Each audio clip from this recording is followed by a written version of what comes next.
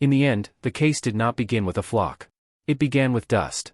Not the dust of open pasture, or the dust lifted by hooves across a dry hillside, but the pale powder drawn from ancient bone in a laboratory, material so fragile it had survived only as traces inside skulls, teeth, and fragments of long-dead sheep.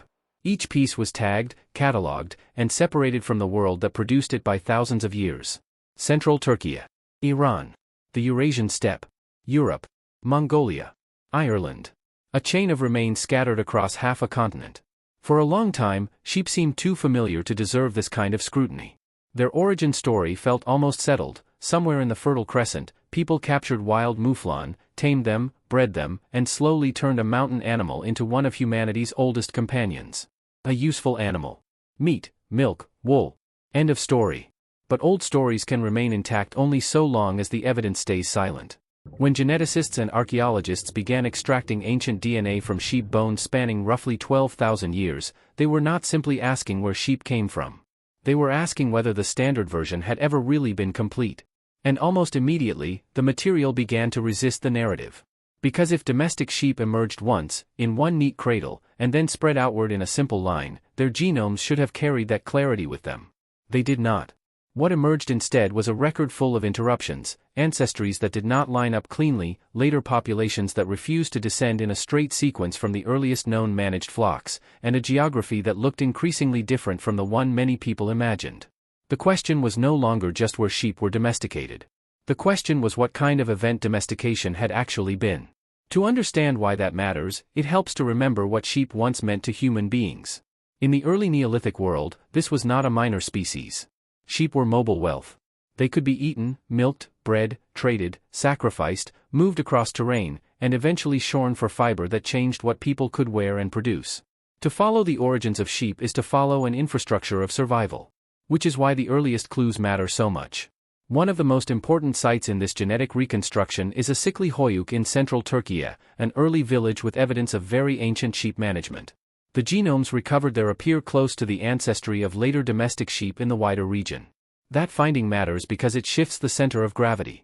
Rather than supporting a simple origin in the eastern extreme of the wild sheep range, especially the Zagros-focused version that often shaped older expectations, the strongest genomic evidence now points toward the western part of the northern Fertile Crescent and adjacent Anatolia as crucial ground in the emergence of domestic sheep. Not conclusively the only ground, but crucial ground. That distinction is important, because the new evidence does not replace one tidy origin myth with another. It does something more unsettling. It suggests that the earliest managed sheep we can identify may still not account for all the ancestry seen in later populations. In other words, even the oldest known domestic-looking genomes may not represent the entire founding story. That was the missing link in the case. The first herding communities had left behind sheep that looked early, ancestral, and important. Yet later flocks, even when clearly descended from those first management traditions, contained additional signals, genetic threads that implied admixture, movement, or incorporation from other wild or managed populations not fully represented in the current sample. The origin, then, begins to look less like a single spark and more like a controlled fire spreading across connected landscapes. This is one of the most revealing changes ancient DNA has brought to the study of domestication. For generations, archaeologists relied on bones, horn shapes, kill patterns, and settlement context. Those clues remain indispensable. They tell us when animals were culled young, when herding strategies changed, when size decreased, when human control intensified. But genetics adds another layer. It can show whether the animals under management in one place were truly the ancestors of animals elsewhere, or whether later populations were mixed, replaced, or reshaped. And the forensic standards here matter. Ancient DNA is not taken at face value. Researchers check for contamination. They look for the chemical damage patterns expected in old molecules. They test whether the signal remains when only the most reliable fragments are used. They compare nuclear DNA and mitochondrial lineages. They ask not just what the sample seems to say, but whether the sample is even trustworthy enough to speak. By the time those controls are applied, a more complicated history becomes difficult to ignore. Some of the earliest Anatolian sheep studied so far are genetically closer to the ancestry of Neolithic European sheep than to many sheep populations found farther east. Other analyses have suggested that the east-west division familiar in later sheep populations had begun to emerge surprisingly early, by the 7th or 6th millennium BCE. That does not prove multiple separate domestications beyond doubt. But it does keep that possibility alive. Several Neolithic communities across the Fertile Crescent may have drawn on local wild sheep populations in parallel, or early domestic sheep may have diverged rapidly and then absorbed local wild ancestry as they expanded. Either way, the older image of sheep domestication as a single, clean transfer from wild to domestic starts to fail. By around 8,000 years ago, some early domestic sheep populations already show signs of deliberate human selection. One genetic signal appears near the KIT gene, associated in many livestock species with white coat coloration. This may be the earliest evidence that herders were not only controlling sheep as a food resource, but actively shaping how they looked.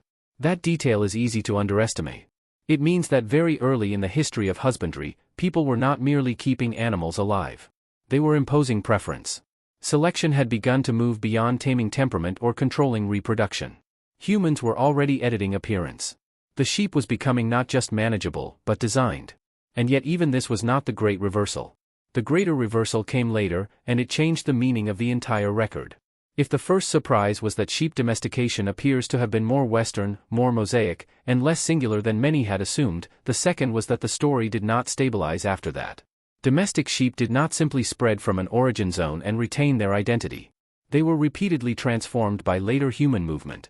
One of the most dramatic examples comes in the Bronze Age.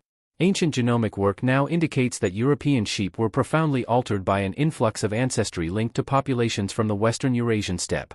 In some regions, the contribution was massive. Roughly half the ancestry of later European sheep can be traced to that steppe-related input. That is not a minor episode in breed improvement. It is a demographic event. And it mirrors something already known from human genetics. During the Bronze Age, steppe-linked populations expanded westward and reshaped the ancestry of many human groups in Europe. The sheep record now suggests that when those people moved, they did not move alone. They brought flocks, herding knowledge, and lifeways organized around mobile animal wealth. Sheep were part of the migration machinery itself. So the domestic sheep of Europe were not simply descendants of the first flocks carried in by early farmers. They were also products of later waves tied to mobility, pastoralism, and the economic use of animals for what archaeologists sometimes call lifetime products: milk, probably cheese, wool, reproduction, traction within mixed economies, and durable wealth on the hoof. This is where the case file stops being only about zoology.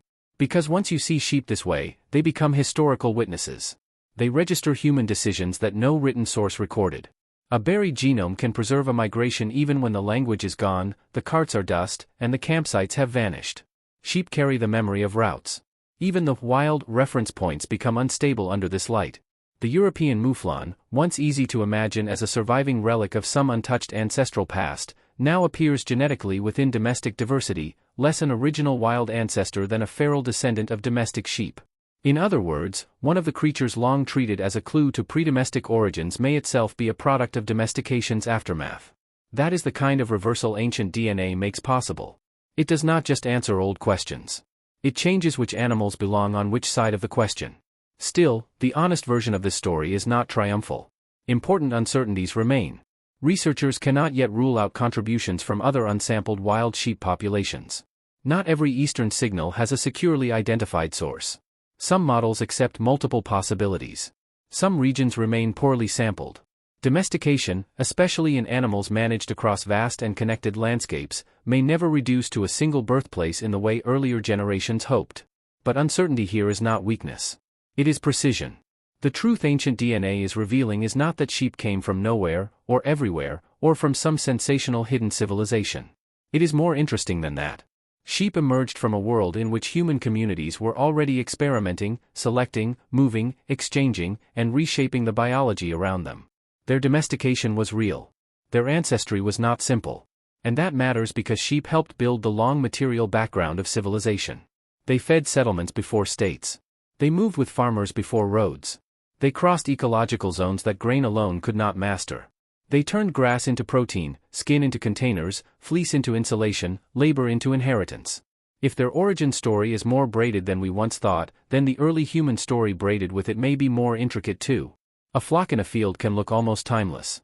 Heads down. Wind in the wool.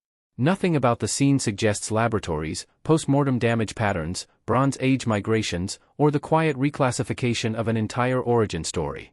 But those things are there, folded invisibly into the animal. Inside the genome of a sheep are traces of capture and culling, of selection and exchange, of villages in central Anatolia, of eastern lineages crossing west, of steppe herders moving through Europe, of choices made so early that no one who made them could have imagined they would still be detectable 11 millennia later. So the origins of sheep were never quite what we thought. Not a single clean beginning. Not a simple march outward from one point on a map. More like a layered forensic record, one in which the earliest evidence points west of expectation, the later evidence refuses purity, and the familiar animal at the center of it all turns out to be a moving archive of human history. And perhaps that is the final lesson in the file. The animals we think we know best are sometimes the ones that have hidden the longest. If you'd like to keep following stories like this, where old bones and new methods force history to speak again, you're welcome to stay with the channel. Because under the right light, even a sheep can stop looking ordinary. It can look like evidence.